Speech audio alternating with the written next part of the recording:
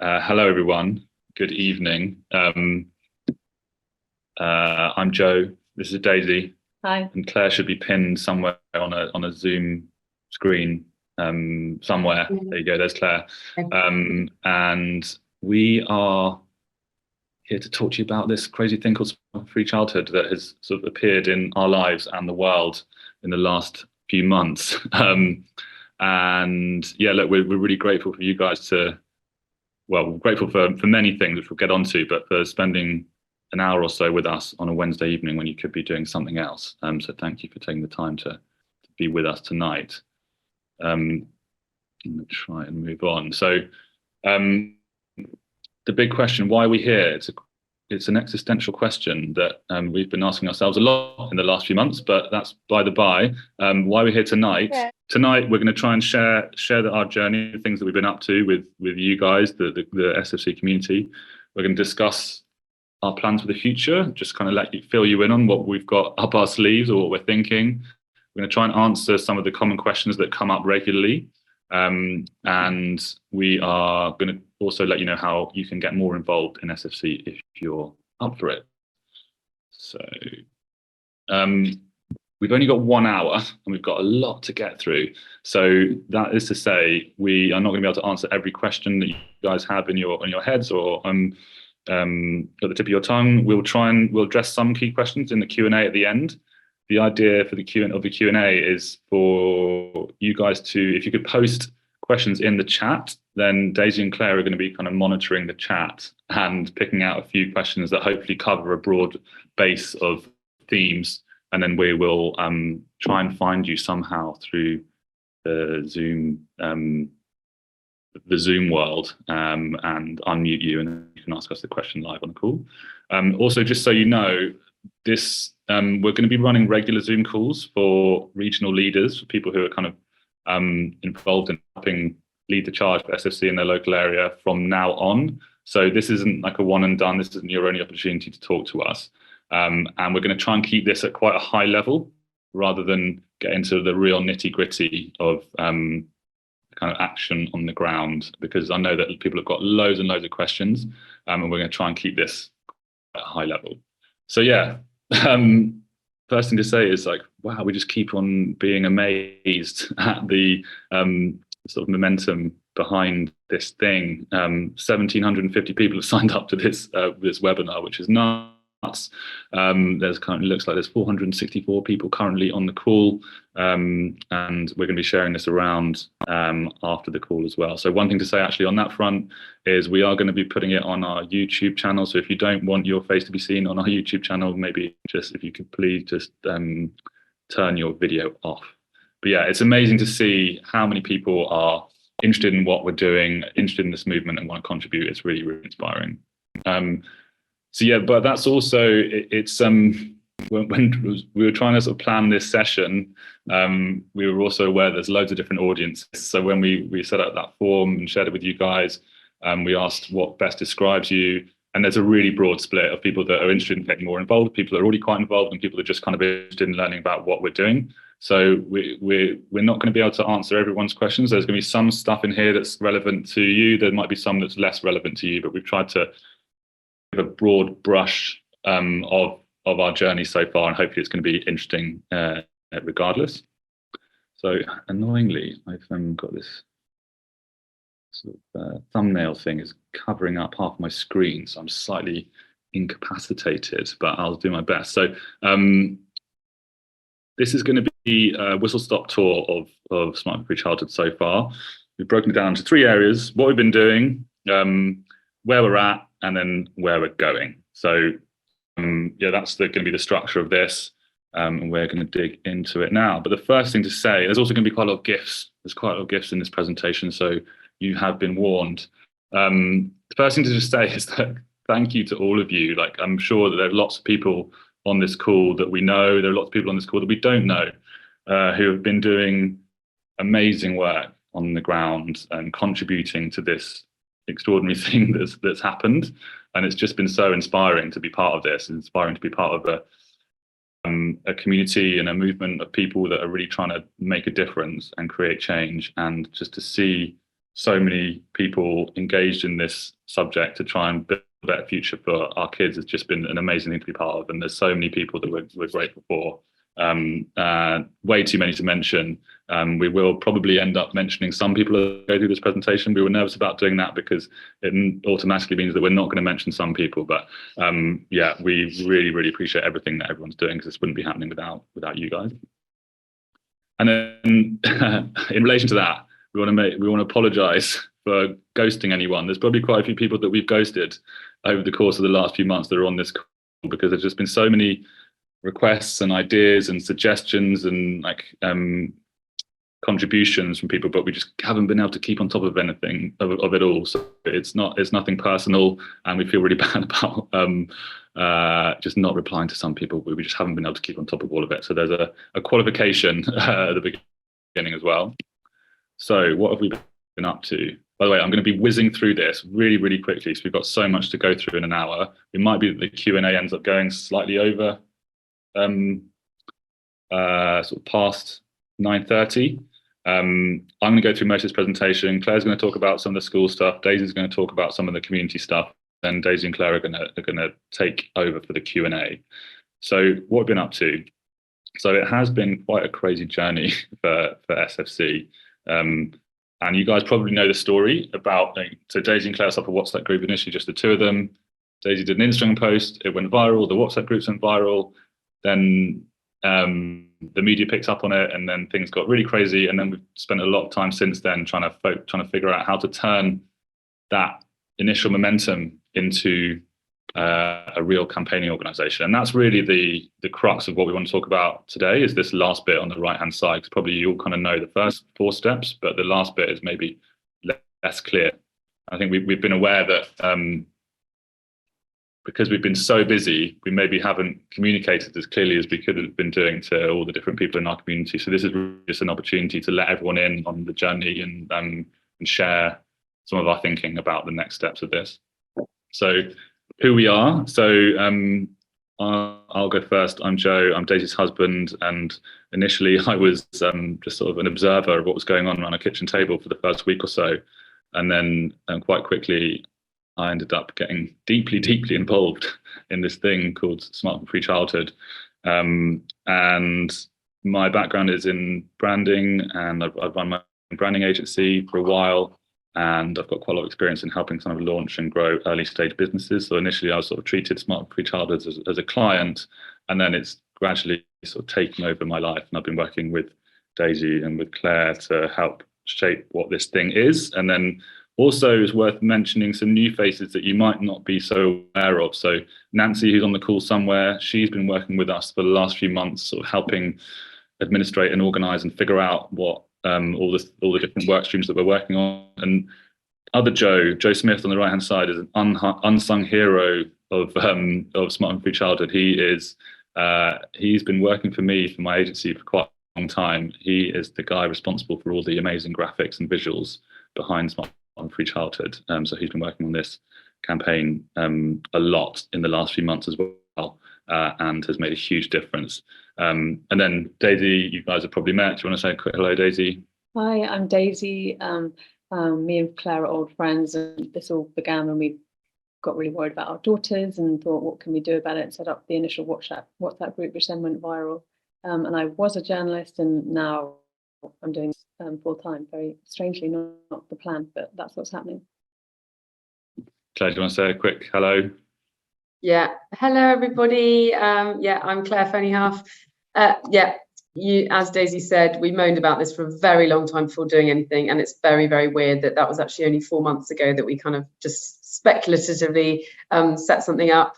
I've got 2 kids. When I'm not doing SFC, which definitely feels like it's most of the time, I'm a business psychologist where I focus on changing behaviour in organisations. And from my perspective, I mean, Joe's already touched on it, but I just want to say there is nothing more moving than just seeing a groundswell of parents all coming together on something that we really care about. It's just such an amazing thing to be part of. So yeah, very happy to be here. Hello.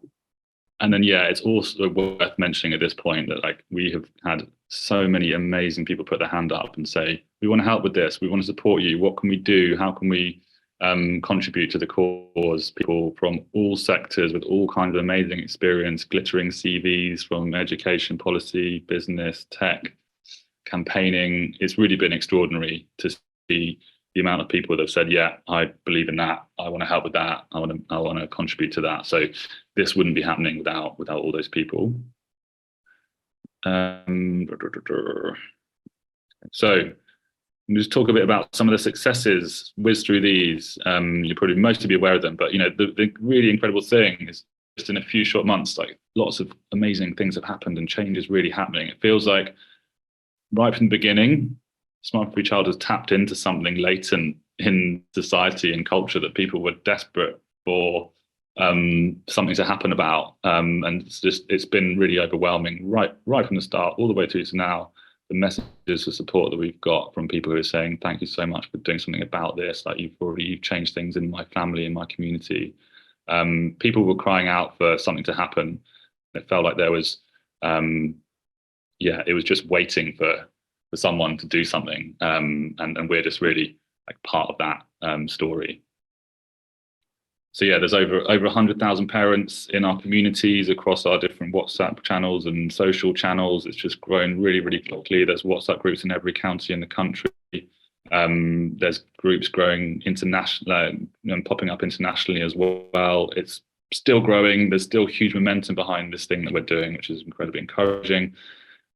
Suddenly it's become a national conversation. This like smartphones and children and the role that smartphones play in children's lives and the harms that are associated with it. Suddenly it's a mainstream conversation, or certainly starting to become so. And we're not the only people that are responsible for that. There's, obviously, Jonathan Haidt's book was neatly timed. If we were to plan launching a campaign around this subject, you probably plan on a best-selling book to launch about a month or so after. That was not planned, it just happened. But obviously his work has been influential as well, and generally it just feels like this is a conversation that people are waiting to have. There's real change happening in communities, like parents are clubbing together, creating pacts, making things happen on the ground. There's amazing things happening in schools from you guys probably had the stories about St Albans, about Southwark, about, as well as those, we get hundreds of letters from schools who are changing their policies and not allowing smartphones at school and in different ways. So real things are happening in schools, that's for sure. And then there's just been so many amazing stories.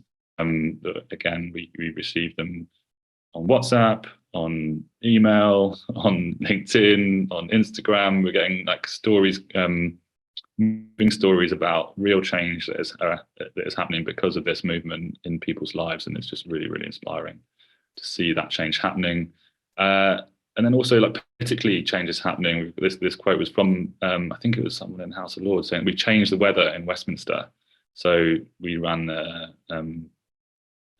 we created this MP letter tool a little while ago. 20,000 of you sent letters to your MPs in about 10 days. And then they called an election, so we sort of paused on that. And there's been a kind of new conversation that's been happening in Parliament about this topic as well. It feels like it's a hot political debate as well, which is great.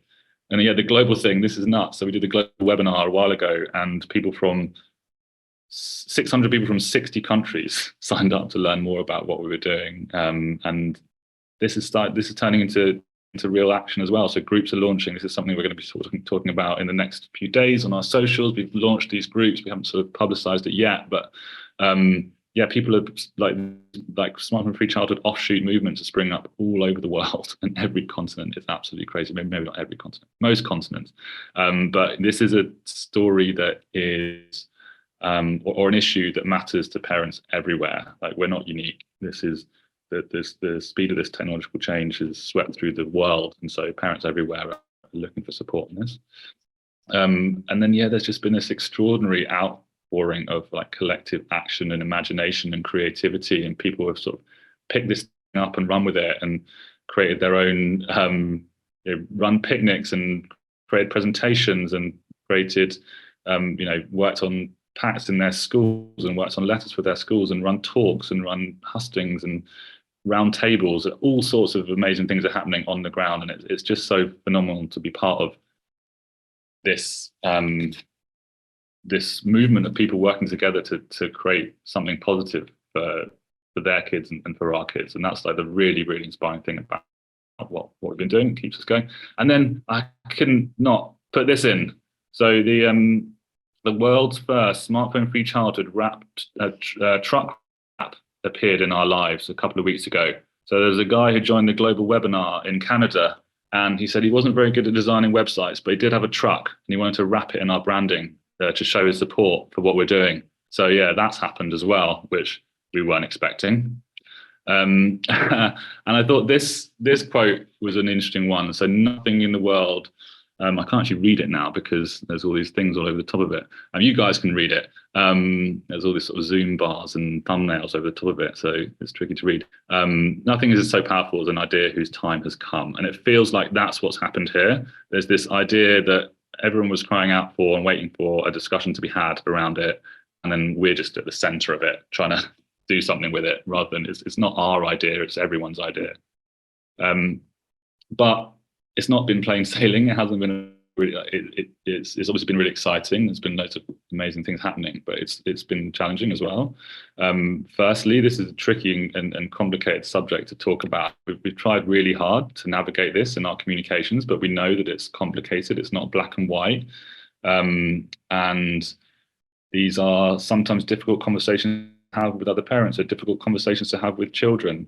And we know that the last thing that we want to do is look like we're judging other people's parenting decisions. It's really not about that. And we've had to work really, really hard to try and make sure we're treading the right line with the balance of our messaging and making sure that this feels like an inclusive movement.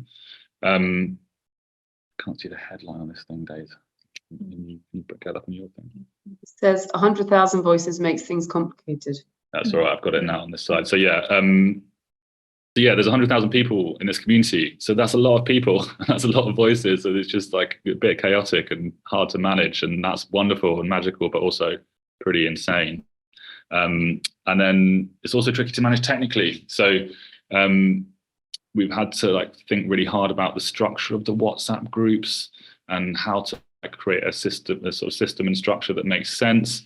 And we are indebted to Jen, who I'm not sure, I think she's on holiday this week, hence why there's some WhatsApp groups that haven't been dealt with.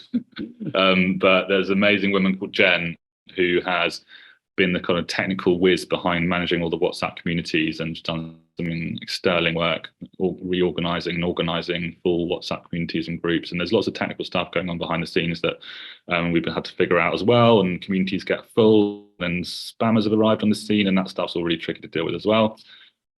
And also just, WhatsApp itself is really powerful because everyone's got it, everyone's used to it. It's really simple, really easy, but also it's really annoying. No one wants another WhatsApp group in their life. Everyone has too many notifications and messages. So we're trying to manage that balance and make sure that it is something that isn't taking over everyone's lives and our lives. So we're aware of that. And also just kind of staying focused has been challenging for us. There's so much going on. We could be doing so many different things. And so it's just been a bit overwhelming to be at the center of this vortex. And yeah, lots of juggling, lots of spinning, lots of trying to figure out what the best way forward is. And then, people assume that we're something that we're not. And this is what happened when I Googled wrong end of the stick. Get a little picture of Yoda saying that we've got the wrong end of the stick. The reason I chose that image, the reason I mentioned this is because because it's such a big thing, there's so many people involved in this, sometimes the message can be diluted or misinterpreted, and people think that we're trying to do a certain thing, and we're not trying to do a certain thing. So we thought it might be worth just quickly, before we get into the meat of it, just clarifying a few things. So we're not actually trying to ban smartphones. That is a really fundamental thing, is that we don't think that a blanket ban on smartphones is the solution. We do think there needs to be a much deeper conversation about the role of this technology in our children's lives. We think that there are real issues around the prevalence of smartphones in children. I think everyone on this call would agree, and we think there needs to be much more restrictions around these adult devices that are in the hands of children. But we're not calling for a blanket ban, and I think the media like to position us as the banned smartphone people, and we're trying to have a bit more of a nuanced debate than that. Also, we're not anti-tech. We love technology. This whole thing has been powered by the magic of social media, which is a real irony. Like technology is, we see the power and the opportunity in it, and we want our kids to benefit from it as well, but at the right time. So this isn't an anti-tech thing, it's a pro-childhood thing. And that's a message that we probably need to get out to the world more clearly as well. Touched on it already, we're not blaming parents. This isn't an issue of individual failure, it's an issue of systemic failure. This is a problem with the lack of regulation around technology companies in this space that have come to fundamentally alter the nature of childhood, and it's not something that parents alone can, the battle that parents alone can fight, and we need to be really, really clear about that. And the other thing is, some people say, oh, we're fear-mongering. We don't think we are. We're not trying to. We want this to be a story about hope rather than fear. This is an incredible story of people coming together to try and create change for children, try and do something about this situation together. We think that's a really inspiring thing. And of course, some of the subjects that we're talking about can be dark, and some of the places that you end up are really terrifying, but we're trying not to communicate in that way. We want this to be something that people feel inspired to be part of and inspired to work together to create change around. So yeah, I'm going to get into the meat of this now. So yeah, lots of complexity, as you can understand, and we've had to grow up really, really fast. We've had to go from nothing to something really quickly, and we've had this question in our minds: how do we create change, not just make noise? There was a lot of noise initially, but what do we do with that noise? Can we actually use it to actually make a real change in the world and in culture? And this is one of my favorite slides. So we had to go from a viral thing to an actual thing. That kind of summarizes the challenge that we've been facing in the last few months about what to do with smartphone-free childhood. And obviously the thing about viral things is they're kind of short-lived, and they're exciting, and they're chaotic, and they're kind of difficult to manage, and no one quite knows what they are, and they're unpredictable, and that's wonderful and exciting. But we've kind of made the decision that we actually want smartphone-free childhood to be a natural thing, like a grown-up campaigning organization, which means we need to be thinking long-term, we need to be thinking strategically, we need to create structure. And that is obviously a challenging thing to be doing on the fly. Oh yeah, talking on the fly. So this is an AI image of a man building a plane whilst flying it, which I thought was an interesting representation of what we've been trying to do, because this, there was no planning or preparation for this. Daisy and Claire started a WhatsApp group, and then the next thing there was this huge thing going on, and none of us had the time or the space or the or preparation to kind of try and create something, to try and create a movement like this or shape a movement like this. We just had to go for it and decide to go for it.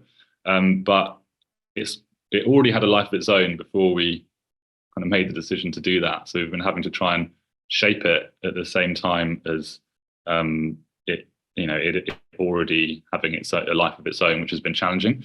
So yeah, this man appears to be building a plane out of plywood and papier-mâché, which we're trying not to do. So where are we? So strategy. So what are we actually trying to do here? So this is, we could have had many more questions like this, but there's been so many questions that have been flung our way, or so many people have got ideas about what we could do, what we should do, what would be a good idea, and so many amazing ideas about contributions and suggestions about how to build this movement and how to create more impact with it, and the best path to take.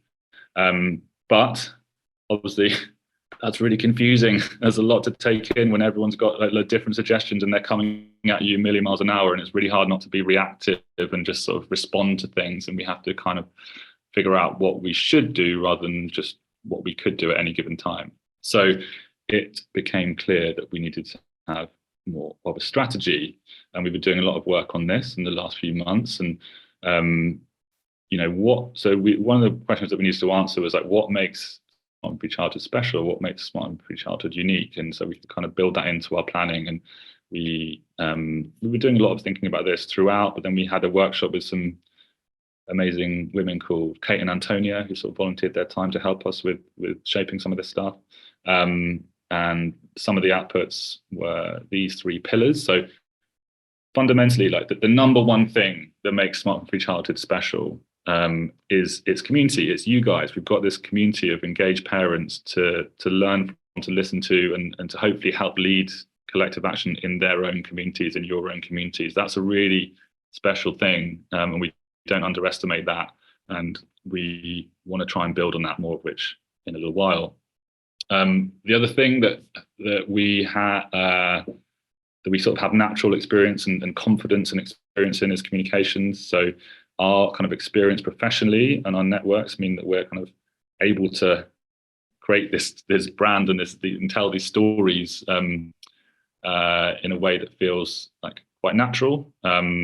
And yeah, we naturally lean into storytelling, and that has been, again, more of that in a little while, but that's been one of the sort of strengths of Smart Free Childhood so far, and we think there's a lot more opportunity in that space as well. And then the third one is creativity. Like, because we're doing this from a standing start, we have no experience in doing in the online safety world. We're not like NGO people.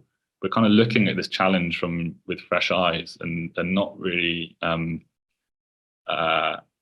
not kind of being constrained by what's gone before, or like being constrained by like complex organizational politics or structures. Like, we kind of see ourselves as this challenger charity. That's a nice way of putting it. Like, I spend a lot of time trying to build challenger brands, taking on big corporates, startups taking on big corporates, and like, whilst we're not trying to take anybody on, I feel like the mindset of looking at things differently and creatively has been one of our strengths so far that we want to build on.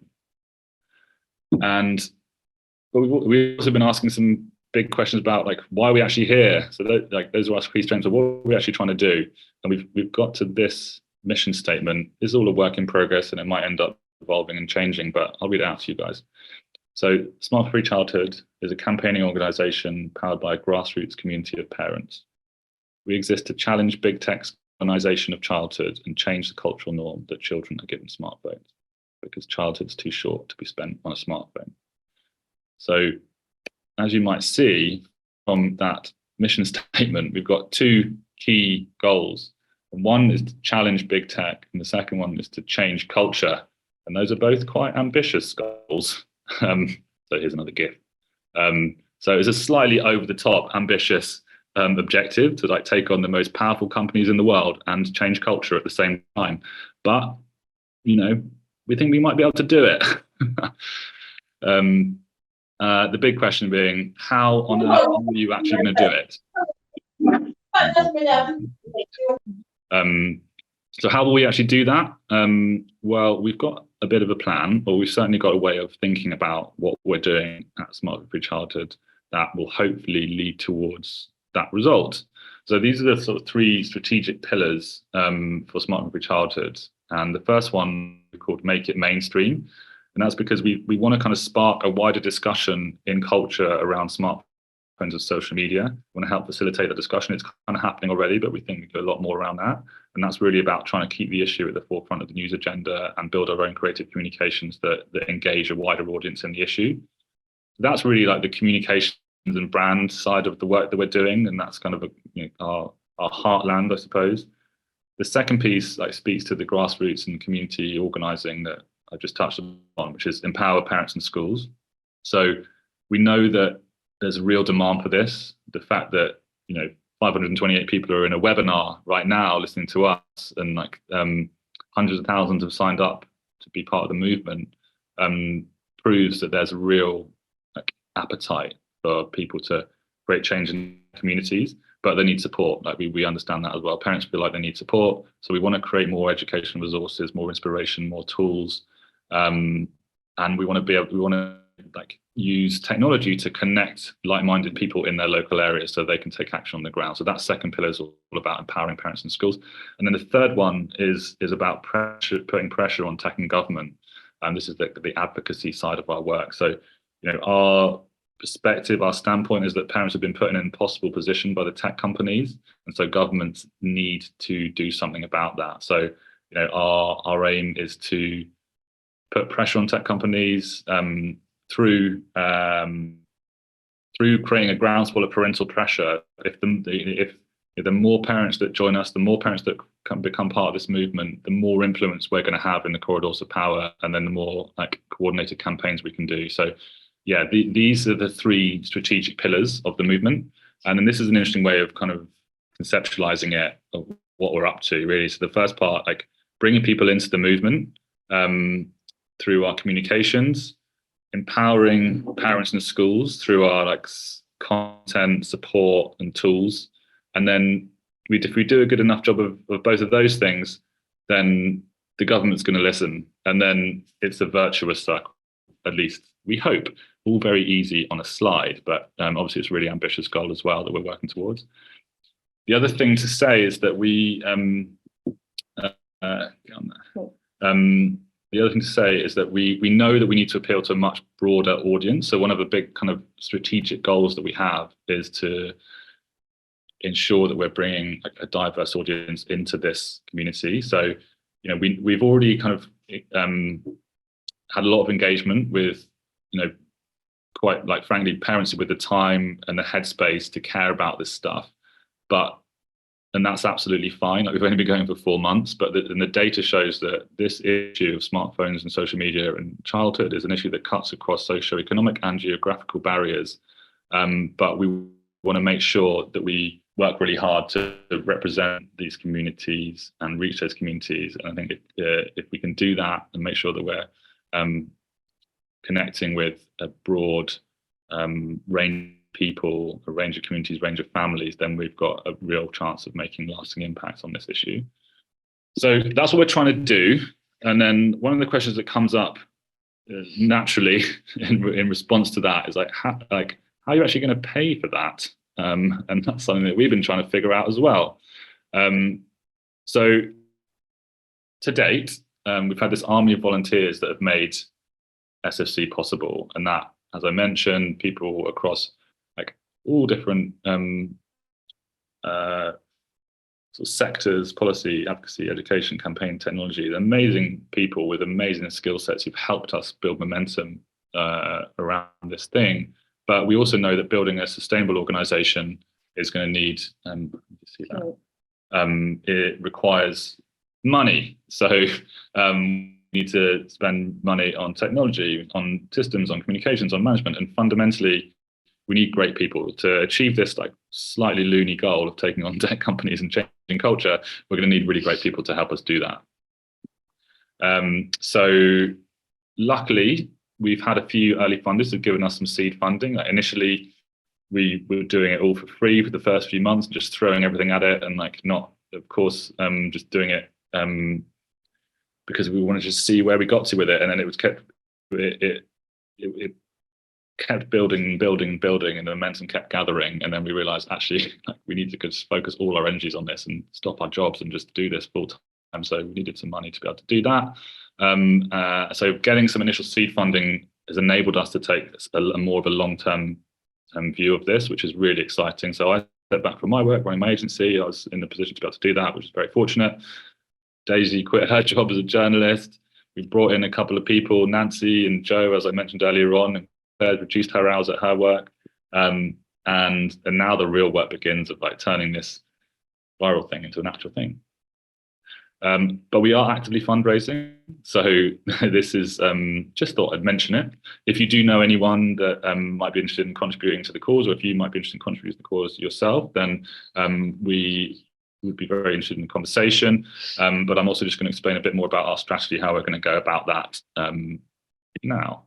So yeah, I suppose our fundraising brief is to ourselves, it's like how do we raise funds for Smart for Childhood and enable our community to contribute in a way that is aligned with our values and the community grassroots ethos that sort of got this whole thing going in the first place, because we didn't want to be one of those organizations that constantly pestering people for money the whole time and like trying to wring their audience dry of every tenner and 20 quid that they can, because we know lots of charities that operate in that way, and that's not us. And we've been doing a lot of thinking about how best to do this. And one really interesting thing that we learned is that actually there are fundamentally 3 ways that people can contribute to causes that they believe in. They can either lend the cause their time through volunteering, and lots of people are doing that, or they can like lend their voice by sharing the message in their communities or on their networks or on their platforms, or they can contribute their money and financial support to a charity or a movement. And whilst we're probably quite British about the whole thing of like, oh, we don't really want to ask people for money, then a lot of people who know, so actually a lot of people will actually want to contribute and help towards what you're doing because they believe in the goal, and we're hoping that's the case. But our fundraising strategy, therefore, is to focus on like larger donations, hopefully from philanthropists and foundations and corporates and family offices that believe in our cause. And we've had some really interesting conversations, some positive conversations with those kind of people already. But we want to also enable our community to support the work that we're doing through regular giving. So we're going to be launching this founder membership model soon, which will enable anyone to contribute to the work that we're doing on a monthly basis. So what we didn't want to do is a kind of classic crowd fund with a big total and a kind of totalizer and a sort of confetti when we reached a certain number, and sort of pushing everyone towards contributing to that crowdfund. Again, it just didn't quite feel right. We just want to enable people to support us if they feel like that's something they want to do. So we've been thinking quite hard about how to do this as well, and we've been inspired by a few other different organizations that have done something similar.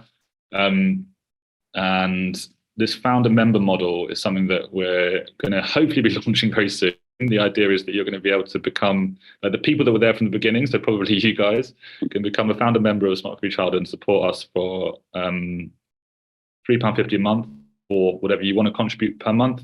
And these founder members will have access to some exclusive stuff, like exclusive events or access to take part in certain projects or surveys or work that we're doing. And there'll also be the ability to make one-off donations via our site as well. So some people might not want to donate monthly, they might just want to give us 20 quid or 50 quid or whatever it may be.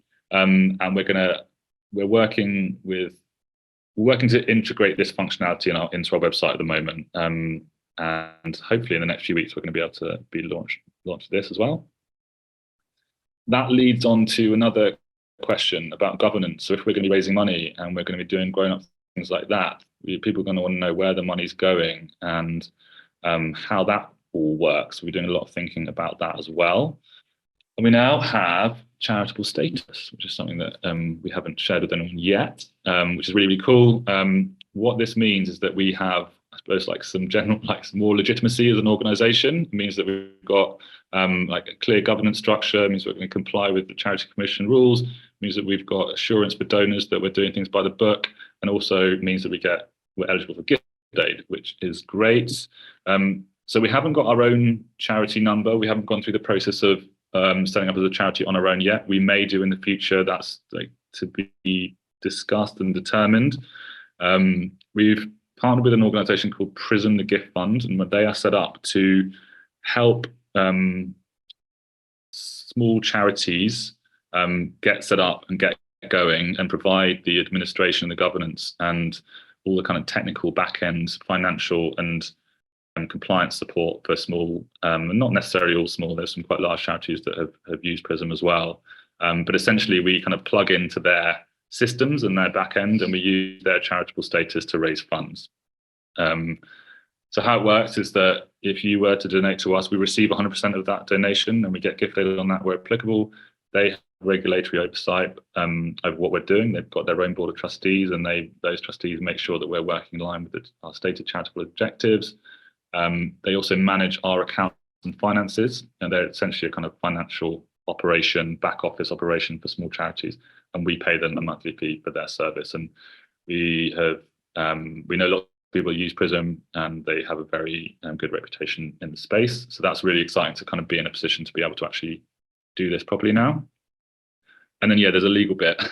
So you might see this if we do this membership model we will do it, but once we get that live, just so you guys are not too confused by the wording, you'll see this might appear. So Smart for Each Child is a restricted fund under the auspices of Prism, the Gift Fund. So yeah, we'll be plugging into their charitable status, their charity number. And then the next part of the where we're at bit is people. So now we're actually looks like we're going to be launching a charity. That's actually happening in our lives. We have been thinking a lot about the organizational structure and what we need to succeed, and what we the kind of people and skills and expertise that we're going to need to be able to grow this thing and actually have real impact. So these are the 5 areas that we are kind of going to be working in. So we've got communications. We're going to be a communications team, and that is again, that's our natural heartland and strength. So we're quite well covered in that space, but we may need some other people to support us in that as well. Community. So this is like what we mean by that is the like connecting with our like grassroots leaders and the people on the ground who are working to create change in their local areas. We really want to make sure that that's a like key pillar for us in the work that we do, and we're going to explain a bit more about that in a moment. Policy is not something that we're going to be we're not shifting to be an advocacy first organization. As I've explained, like the other two, these first 2 areas, communications and community, are really the like heartland of FSC. But if we keep bringing people into the movement, and we keep having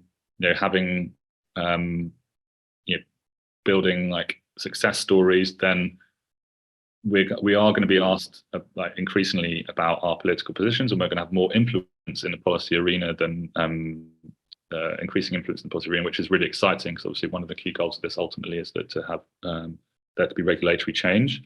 So we are thinking about how to build up that work stream as well. And then the other one is schools. So we've had such amazing success in schools, and we know that schools have a real power to change the norms in communities, and so we're kind of focused on schools as a key pillar as well.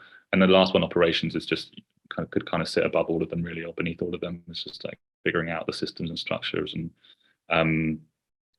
how to manage all this stuff that we're suddenly doing.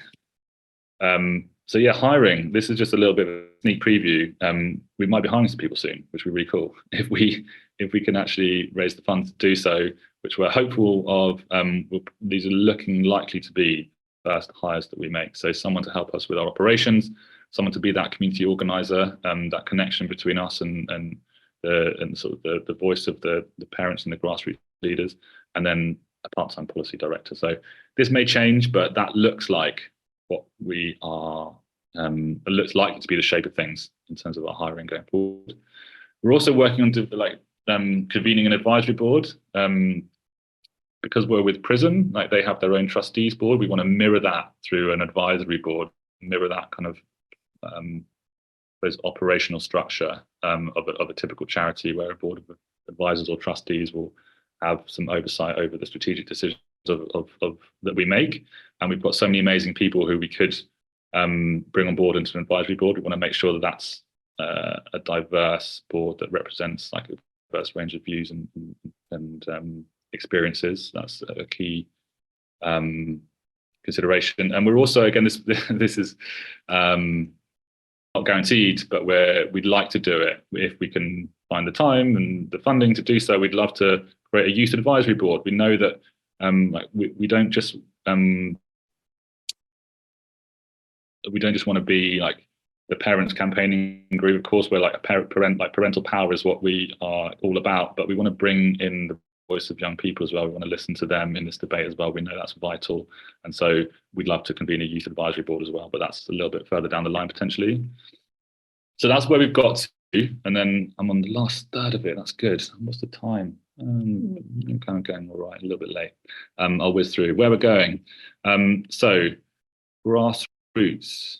This section kind of broken down into the kind of key pillars of operations. So this stuff. So we've got a bit about communications, a bit about grassroots community, a bit about advocacy, and a bit about schools.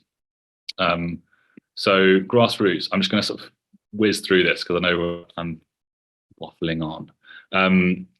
As I've mentioned already, like we're really aware that our community is our real strength, it's our superpower, it's our opportunity to really spread this message far and wide and create real change on the ground and in our communities and in culture. And this is a quote that Daisy put in a newsletter, I think, that I just thought was so powerful. It should be on a t-shirt or an Instagram meme. parental love is an awe-inspiring force to be reckoned with. Like we've seen that passion. Every day we see it, and people on the ground like praying, like wanting to contribute to this cause, and it is really phenomenal that you guys are behind what we're doing and part of what we're doing, and there's such potential and opportunity in that. But we realize we probably also need to do a lot better in kind of supporting that local organizing that's going on, because we've been so busy doing so many other things. Like we haven't maybe until now like had the time to sort of pause and like take you guys through what we're thinking, what we're doing, and this is intended to be the first step on that journey of like really bringing everyone who's involved in the movement into the movement, and sharing our strategies and our plans and our ideas about how to take it forward. So this is a kind of really simplistic diagram of like a more complicated diagram that we've been working on, but we thought it was too complicated for this presentation. But the idea of this grassroots structure is that we will we've already got regional leaders, and essentially at the moment they're kind of managing WhatsApp groups and then doing a load, like some of them are have sort of picked up the taken the reins and run with it, and like people are running their own pack process or running events or running picnics. All sorts of things are happening. Regional leaders are doing some amazing things all over the country, but we realized that we need to probably channel that energy in a bit more of a focused way. And so what we want to try and do going forward is to have like bespoke communications from SSC HQ to the regional leaders, and that will look like Zoom calls and check-ins and strategy updates, and making sure that all the regional leaders feel really involved and included in what we're doing. And then hopefully that'll work both ways. So the regional leaders will feed back the insights and data and learnings into the overall organization, which will influence our strategy and our campaigning, and that will hopefully be another virtuous circle. So it's worth saying that this is my favorite slide. This whole thing of like trying to figure out how to support and manage the regional leaders is a really delicate one, because the spirit of SFC is like open source and DIY and grassroots, but we're also trying to build a national charity or a national organization with this with the work that we're doing. And so we need to kind of balance those two things, because we need to make sure that the work that people are doing in their local area is aligned with the work that we want to do and it's going to have the most impact. So yeah, I suppose like fundamentally we think that like cohesion is really critical.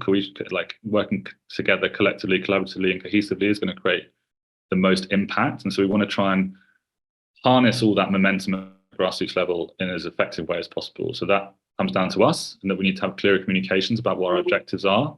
They'll help ensure that we can all create the most impact together at a national level and a local level. And so we need to sort of work with you all to make sure that everyone kind of stays on message as much as possible, and certainly on strategy, so that the things that everyone's doing at a local level are adding up to something bigger at a national level. One of the things, I'm afraid, there's got Miss Trunchbull in the building.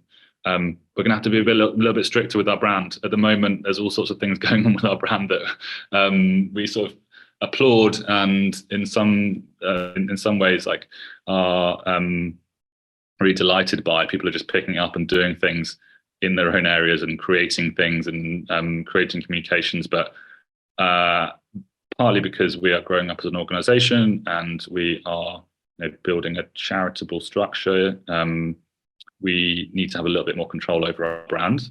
So that means that I guess as a top line, we need to have oversight over any communications that people are putting out on our behalf.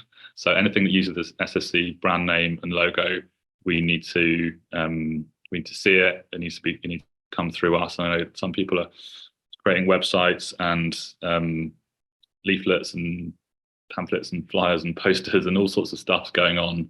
And as you can imagine, it's a little bit boring, but also it's kind of important that we have oversight over that and make sure that it's kind of aligned with the mission of the organisation. So that's going to be a bit of a change in gear on that front. And then also just we're working on a code of conduct for anyone in our community, like online and in real life, in the coming, that we're going to share in the coming weeks. And fundamentally, it's about a respectful and inclusive approach to all interactions, whether that's with other parents, whether it's at school, whether it's in schools or with other organisations. We have heard from a few schools that certain parents have, you know, with the best intentions, have maybe been a little bit overzealous with some of their campaigning, and which schools are feeling a little. Some head teachers have said that they feel like pressured by certain parents. So we probably just again need to do a much better job of communicating like how we should be, like anyone working on our behalf to be interacting with their community. And we'll also be sharing some WhatsApp ground rules in that document as well. So another like a really key part of our grassroots work is Parent Pacts. And I'm going to pass you over to Daisy to talk about Parent Pacts. We've got some exciting developments on the Parent Pact front. How do I move it? So yes, the Parent Pact is our one of our key things, and it's a step-by-step guide that enables you to get together with parents in your school and make a pact. And it's really powerful. The good thing about it is that it does exactly what we all want, which is to find parents in our child's class and get together and make a pact so that they don't feel alone, and they know that they're in a group of others who are also getting brick phones rather than smartphones. But on the downside, it's a huge document. It's really analog. It's quite complicated, and you have to be super engaged to like battle your way through it. So we've been thinking really long and hard about how we can improve that and make it better for people and easier for people to do it. And we know that we want to enable like all the people who are really on board with this, but don't want to actually go through the whole pact process to indicate that they're on board, so that, you know, one, that we can capture the numbers of that, which is going to be really powerful in terms of campaigning, and two, that people who don't have the time and energy can show that they're, that they're on board and that they're in. And we want to do that in a way that's really hyperlocal and relevant to people, in a way that a nationwide pact wouldn't be, but also enables people to build momentum in their villages and towns and cities.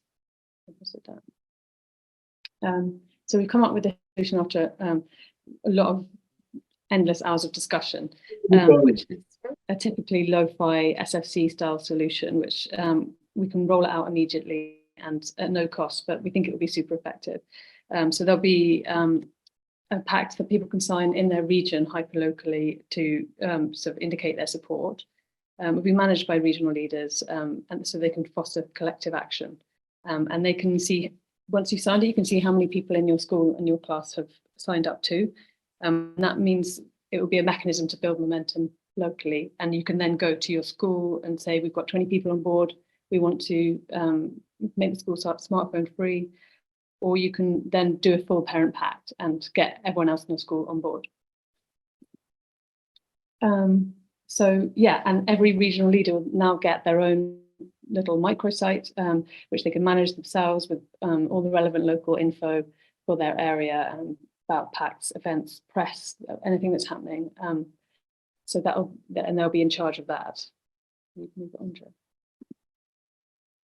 And we're also working on improving our current Parent Pact to make it much simpler and more digestible, using the feedback that we've had from the people who've already been through it in the regions around the country.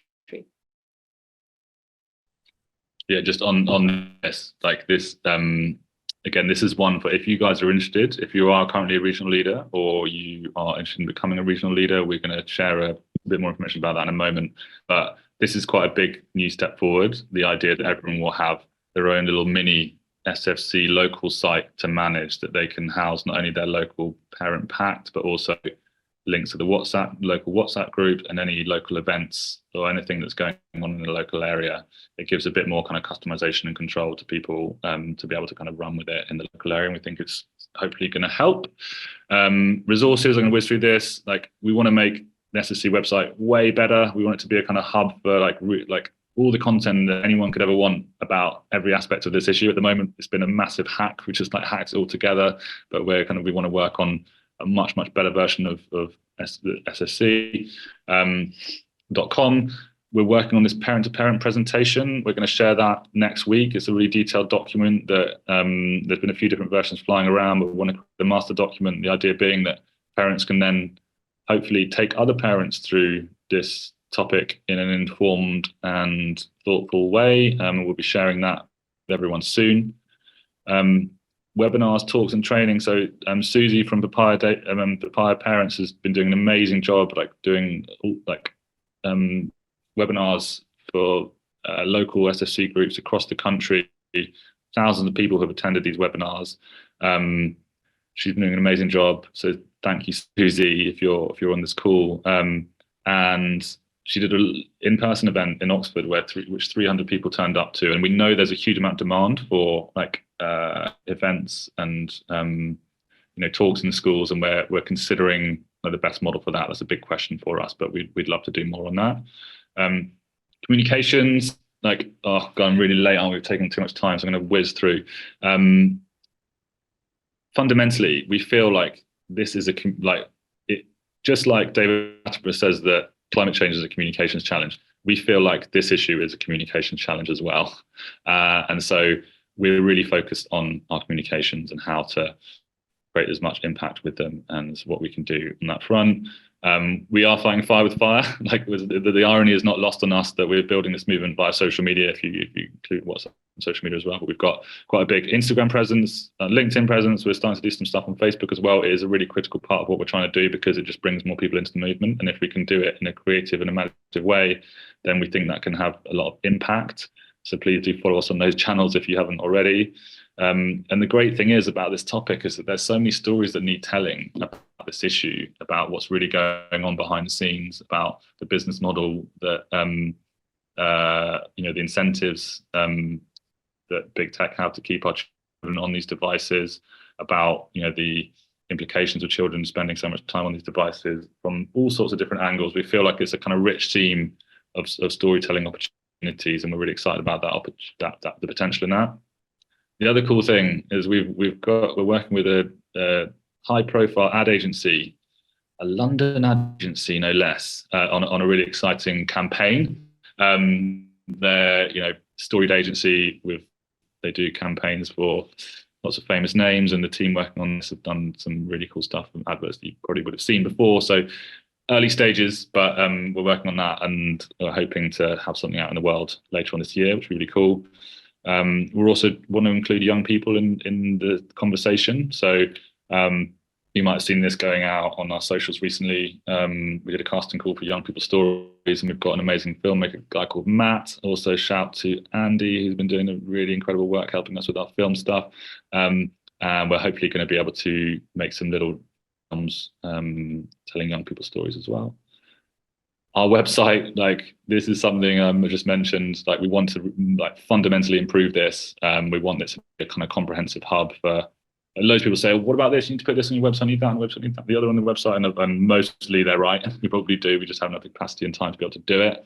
And we'd love to make that a really comprehensive document. So we've got a shameless request. We've got a few shameless requests coming up. The first one is does anyone know any agencies who can help us create an amazing website? We might have some funds to contribute to it.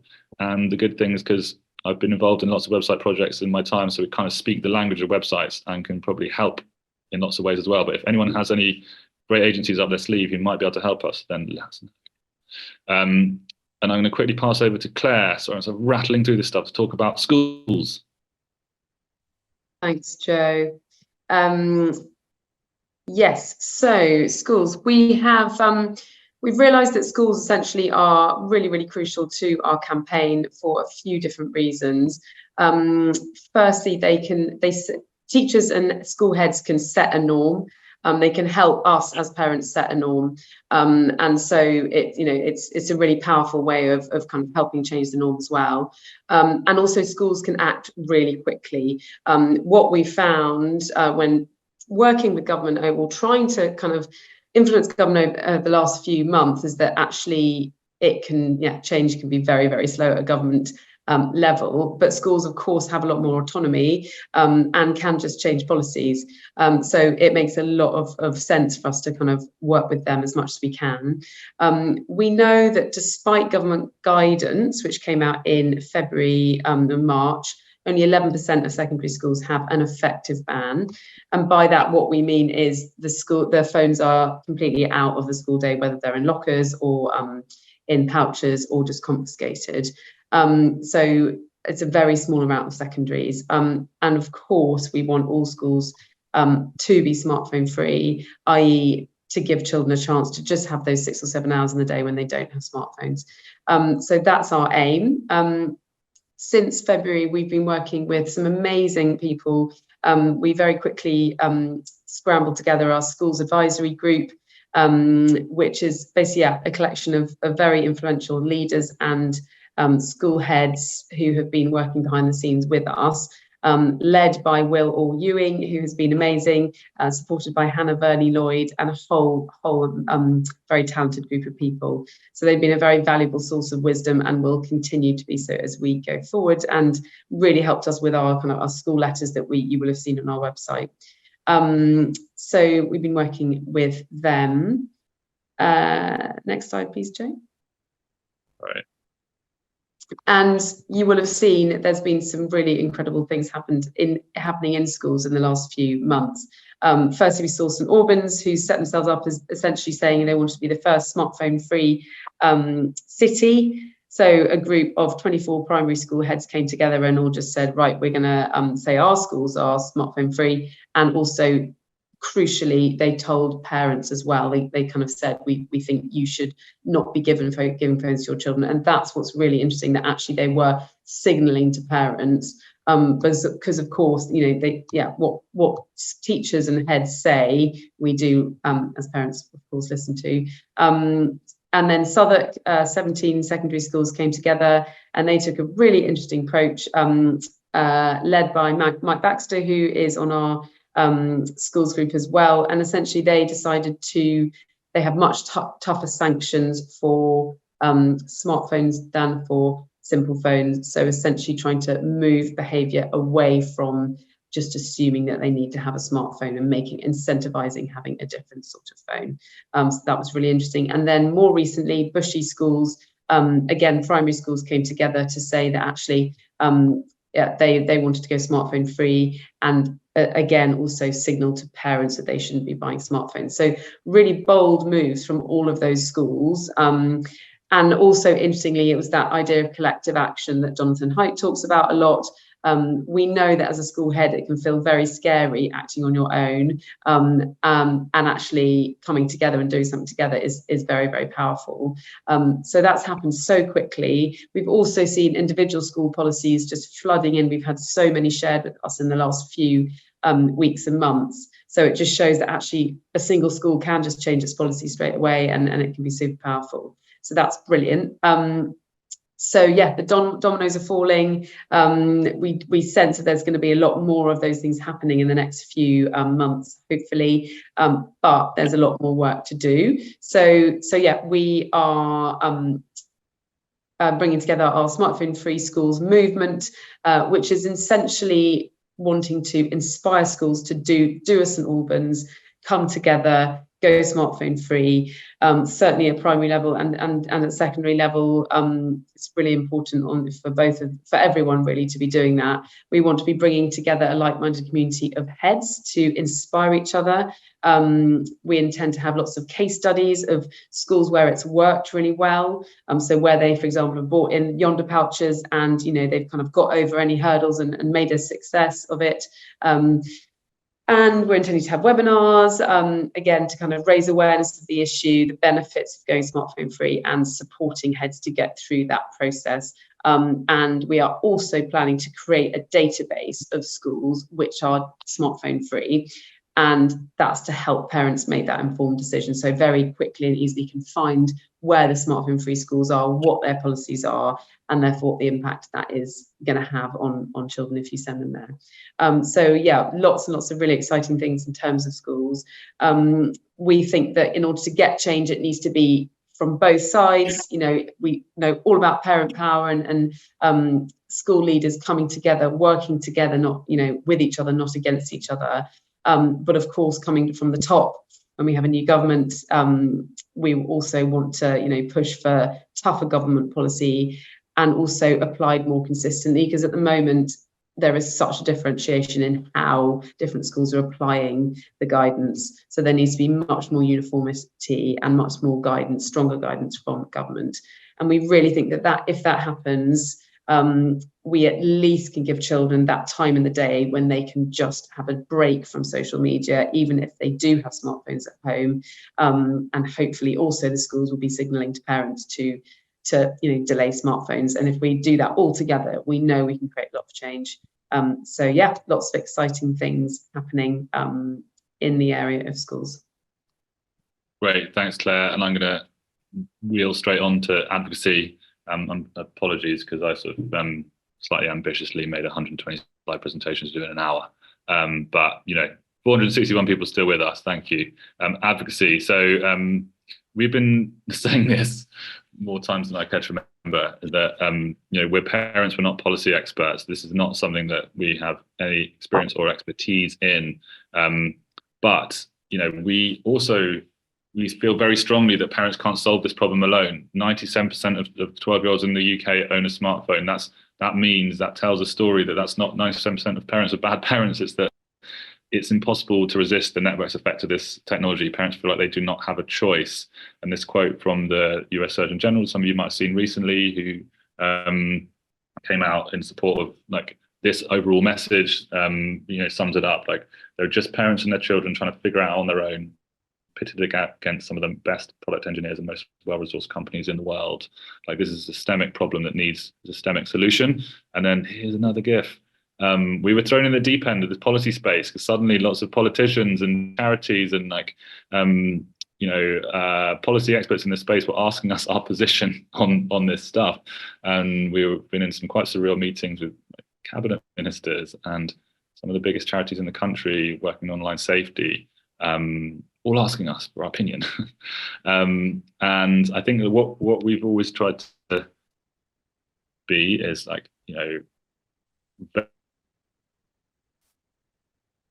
aware that and acknowledging of the fact that we are total newbies and we are not experts in this space. And it's also a really complicated and fast changing arena. There's loads of detail to understand, loads of nuance and specificity to consider. It's not black and white. But also, we feel very strongly, and I think everyone in our community feels very strongly, that regulation just hasn't caught up with the technology, and maybe it's our naivety that helps us see that, or just makes us all think that this situation is crazy. But the Online Safety Act only addresses one part of the puzzle. It only really focuses on content, and we feel like there needs to be a much broader definition of harm in this space, and there needs to be a much broader approach to the solution rather than just the Online Safety Act. And so we've spoken to loads of experts who agree with us that regulation at content and a device level is possible, and that is something that is viable and achievable. We've developed these 4 key policy asks that you might have seen on some of our social channels. Essentially, the first one is to try and kick off all the underage users on the social media platforms. That feels like it should be quite easy to do. Turns out it's not that easy, but it feels like it needs to happen. We also think that social media should have tougher age restrictions. We don't see a reason until the big tech companies can prove that their apps are safe for kids. We don't think kids should be on them. The third policy ask is to create smartphone-free schools. Like Claire said, only 11% of schools have smartphone-free, are actually smartphone-free at the moment, and we think all schools should be. And the fourth policy ask is to mandate that children are not allowed unrestricted smartphones, because we don't think children should have unrestricted access to the internet in their pockets at all times. It was quite gratifying when literally a week or so after we released those policy asks, there was a cross-party education select committee that came to very similar conclusions, made us, at least that gave us some confidence that we're not some Luddite loonies, which we trying very hard not to be. And they were recommending very similar policies to that, around restrictions on a device level and potentially an app store level. And we also know that it's going to take many interventions in policy. It's not going to be a kind of one size fits all solution. There's not going to be one strike of a regulator's pen that solves this problem. If you think of road safety, then there's been all kinds of actions that have been worked on over the years to try and create a safer environment. for people on the road, from speed limits, driving test, seatbelts, public awareness. And we think that's a similar thing with online safety. There needs to be content level regulation, 100%. Like that's Online Safety Act is going to do a lot there, but that's great. But there needs to probably be a lot more as well.